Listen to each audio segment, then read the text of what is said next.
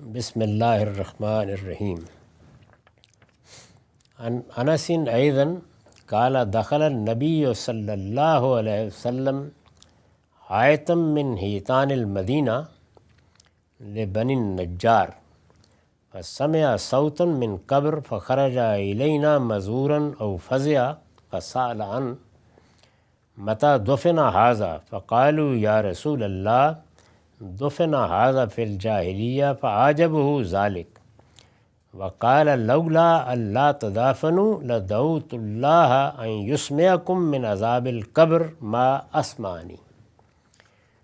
یہ روایت بھی اصلاً مسند احمد سے لی گئی ہے اور اس کا رقم ہے 12007. یہ عذاب قبر کا باب ہے.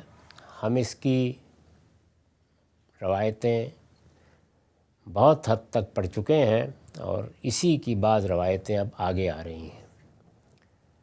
میں نے اس سے متعلق بار بار یہ عرض کیا ہے کہ اللہ تعالیٰ کے وہ بندے جن کا معاملہ فیصل ہونا باقی ہے، یعنی ان کے ہاں گناہ بھی ہوئے ہیں، غلطیاں بھی ہوئی ہیں، ایمان بھی ہے، اچھائی بھی ہے، نیکی اور خیر کے داعیات بھی ہیں جیسے ہمہ شمہ ہیں، تو ان کے لیے جب تک اللہ کی عدالت قیامت میں نہیں لگتی اور ان کے اعمال نامے ان کے ہاتھ میں نہیں پکڑائے جاتے، اس وقت تک ان کے ساتھ کوئی معاملہ نہیں ہوگا، نہ دنیا میں نہ برزخ میں. دنیا میں بھی جو دنیوی قانون ہے اس کے تحت کوئی مکافات ہو جائے تو ہو جائے، ورنہ اس طرح کے لوگ، جس طرح کے روایتوں سے بھی معلوم ہوتا ہے اور قرآن میں بھی صراحت سے بیان ہوا ہے کہ سلا دیے جائیں گے. اس سونے ہی کی وجہ سے قبر کو مرکد کہا جاتا ہے، اس لیے کہ رقود عربی زبان میں سونے کو کہتے ہیں. تو قرآن میں الفاظ ہیں مم باسنا من مرکدنا، ہمارے سونے کی جگہ سے ہمیں کس نے اٹھا دیا. ان کا معاملہ یہی ہوگا.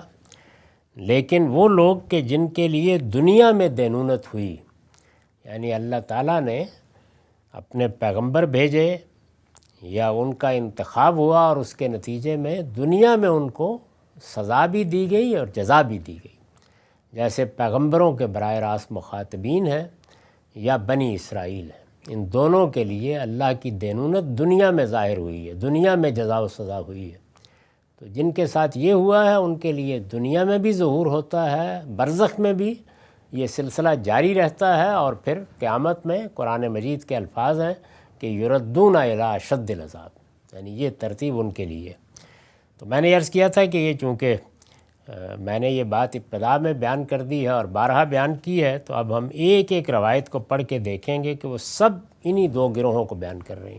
ان کے سوا کسی کا ذکر آپ کو ان روایتوں میں نہیں ملے گا.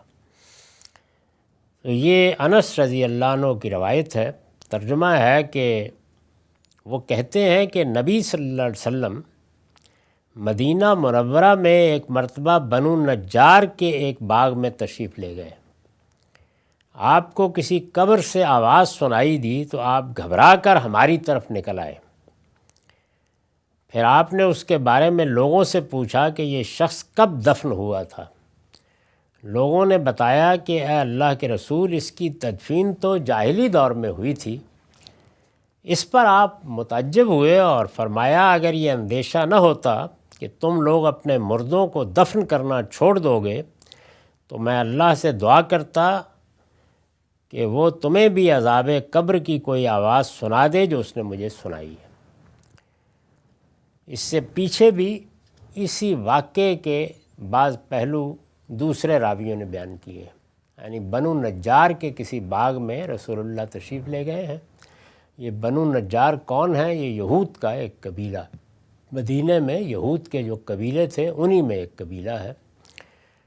یہ بھی پیچھے سے معلوم ہوا کہ غالباً آپ رفع حاجت کے لیے اس جانب گئے، اور یہاں پر بھی یہ معلوم ہوتا ہے کہ لوگ ایک جگہ تھے اور ظاہر ہے کہ آپ پردے کی کسی جگہ تشریف لے گئے، تو یہ دیکھ کر وہاں سے فوراً نکل آئے. ایک ہی واقعے کو مختلف راوی بظاہر یہ معلوم ہوتا ہے کہ بیان کر رہے ہیں.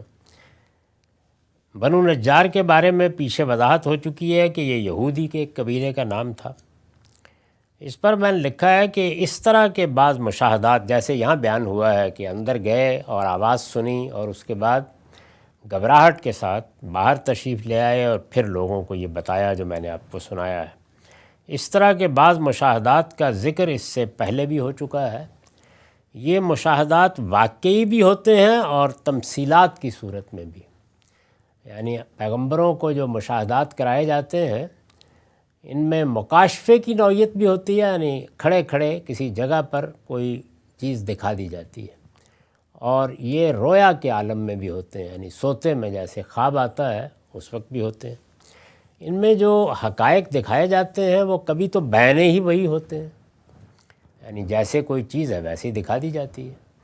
اس کی میں نے مثالیں بھی عرض کی تھیں کہ جیسے سدرۃ المنتہا کو رسول اللہ صلی اللہ علیہ وسلم نے غار حرا سے واپس آتے ہوئے آدھے راستے میں دیکھا، اور سورہ نجم میں اس کا ذکر ہے، اور وہاں جبریل کو بھی اسی طرح دیکھا اور ان کی اصل صورت میں دیکھا، یعنی حقیقی مشاہدہ ہوا۔ اور یہ تمثیلات بھی ہوتی ہیں، یعنی کوئی مستقبل کی چیز، ماضی کی چیز ممثل کر کے دکھا دی جاتی ہے، یعنی گویا ایک طرح سے جیسے ہم کسی واقعے کو یا کسی خیال کو فلم کے فیتے پر منتقل کر دیتے ہیں تو وہ چیز ممثل ہو جاتی ہے، بالکل ایسے ہی دکھا دی جاتی ہے۔ یہ مشاہدات واقعی بھی ہوتے ہیں اور تمثیلات کی صورت میں بھی، جیسا کہ جنت، دوزخ اور ان کے احوال کا مشاہدہ جس کا ذکر متعدد روایات میں ہوا ہے۔